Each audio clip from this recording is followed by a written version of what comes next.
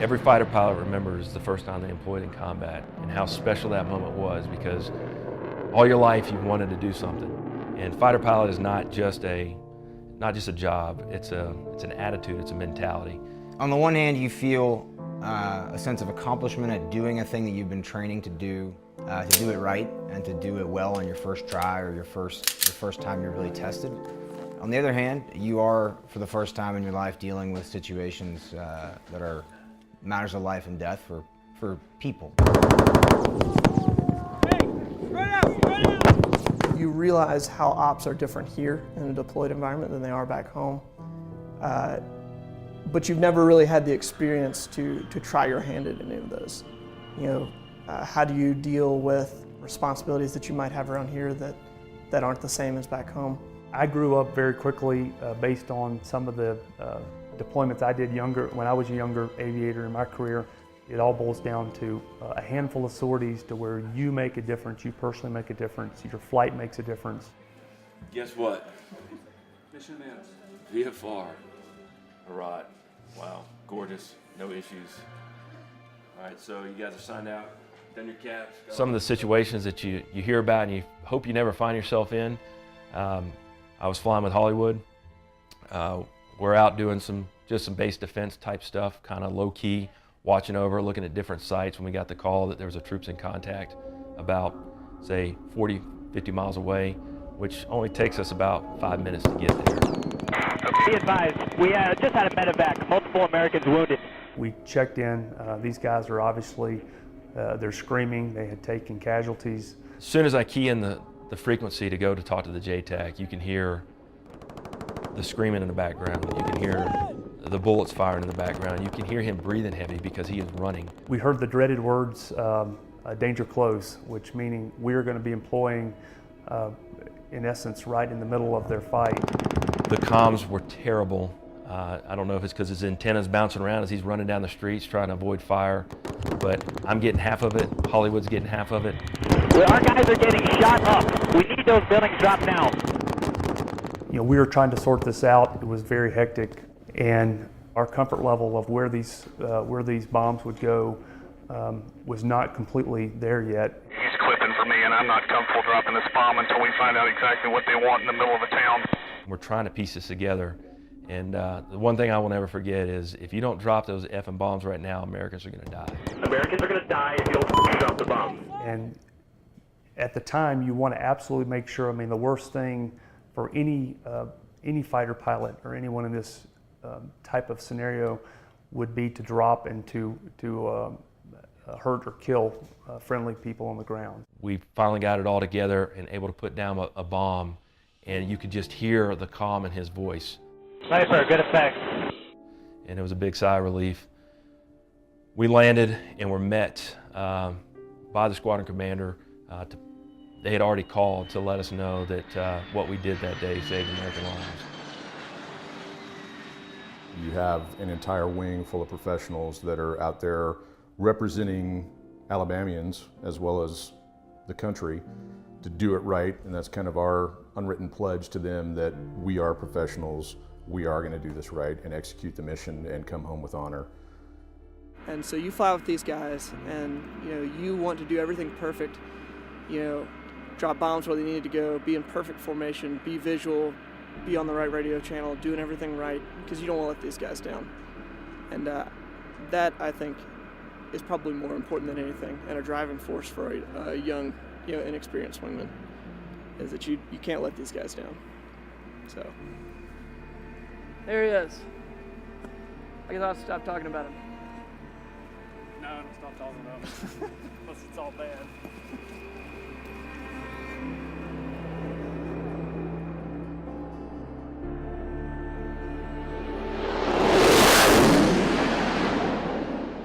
That's what we want, is for the young guys to look up to us, to see us doing it right. So obviously that's incumbent on us to make sure that we set a good example, do things right as much as possible, and then that's the example that they see, and then they strive to also do at least as well, if not better. We are lucky to have two very solid lieutenants. They've come over here and they performed extremely well, and don't tell them I said that. that level of confidence of being here after the first time that they got to employ in true combat and the first time they take off over enemy territory, knowing that in a single engine aircraft, if I take a bird, if I have an oil problem, I might be dropping down into enemy territory and it's going to be a while before I'm picked up. I remember those nerves the first time I flew across the border into Iraq, and they have handled that extremely well and gotten past that and actually employed and have done phenomenal on their employments.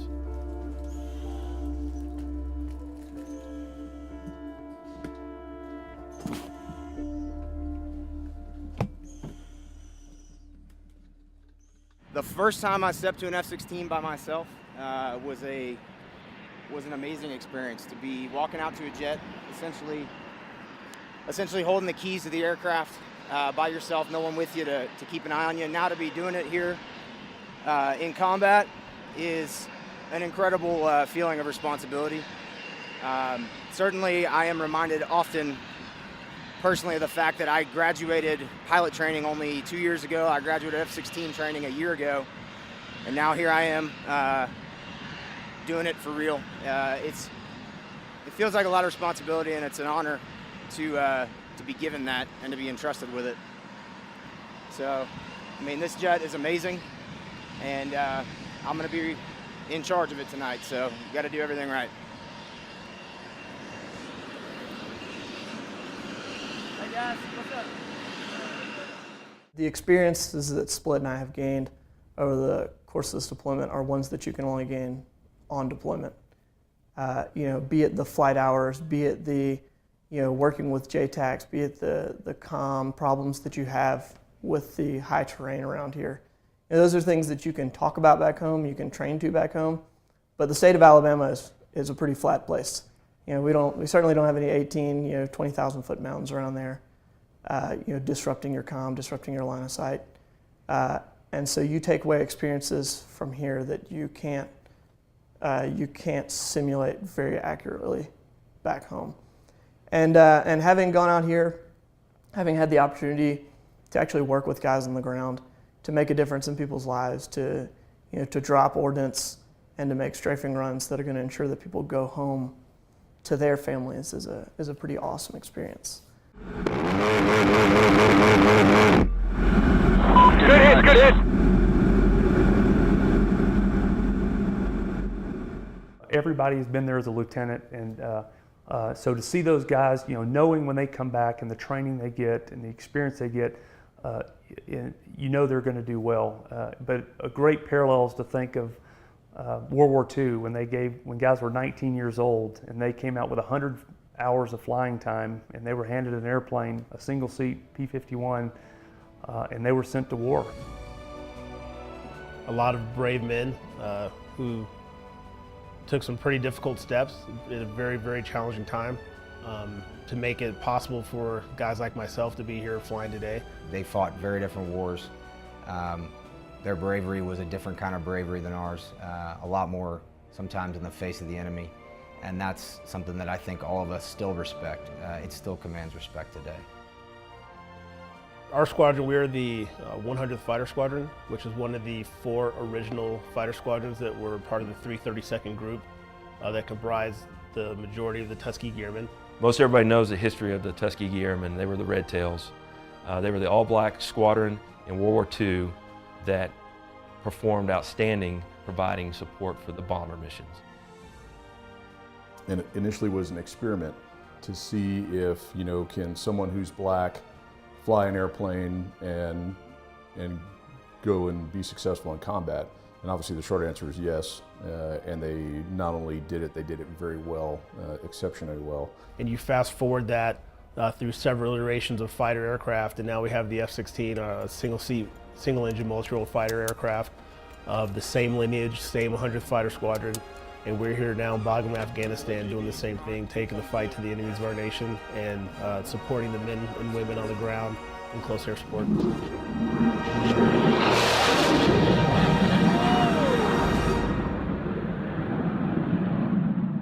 One thing that I think this unit is very good at is stressing that there's a particular standard that needs to be met, And then within the squadron itself, as far as doing their particular jobs, everybody also understands that their piece is a critical niche of everything that goes on for the squadron and in the squadron. I'm proud of what I did over here, and I know everybody else is too, because a well-maintained aircraft always makes the pilot feel more comfortable when they're flying, feel safer, and makes them feel like they can get their job done better in a safer manner.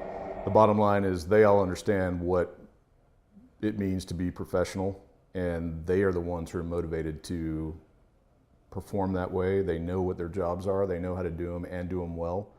There's always a legacy to uphold, but there's also your own legacy that you leave behind.